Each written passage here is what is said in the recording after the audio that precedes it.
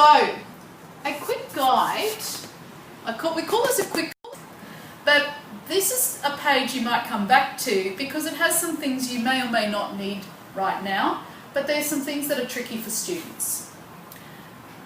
You probably won't use one of these, but do you know what that is? Where we have a chunk and it's indented. It's actually a large quote, what we call a block quotation.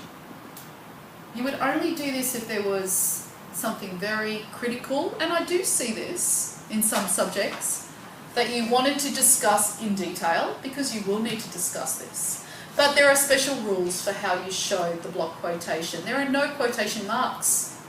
It's introduced with a colon. And as you can see here, as SMIL, there is clearly a page number as well. So that block quotation is important to follow the rules. For Harvard, it's 30 words or more.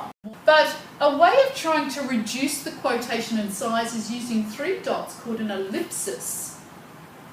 Have you heard of that before? Ellipsis, which is a way to, when you take out some words from the quotation.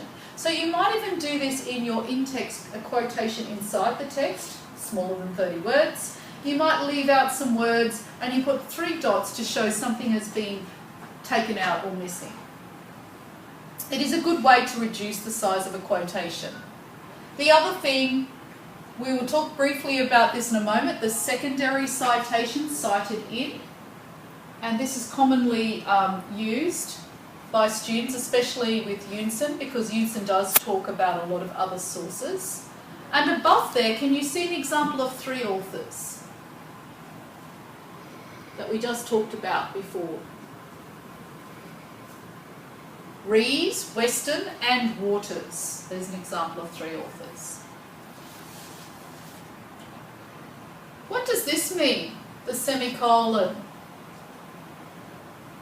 in the middle of the bracket? Why have we got that in the middle of that bracket? This is a good trick. Sorry? It's 2 different references. Great. Yeah. So learning to do that will enable you to show that a sentence, particularly a summarised sentence, maybe a definition, basically your paraphrase, your idea is represented in Unison, for example, and another source, and that makes your paraphrase more powerful. So this adds strength to your argument, adds strength to your analysis, which in your case you're writing an analytical report. So I do encourage you to learn to do that, and it's something that 2nd and 3rd year students use a lot in their writing. Alright, so just to give you some ideas about, and formatting, this is really not a full paragraph, it's too small, but it's in a square, and it's 1.5 spacing.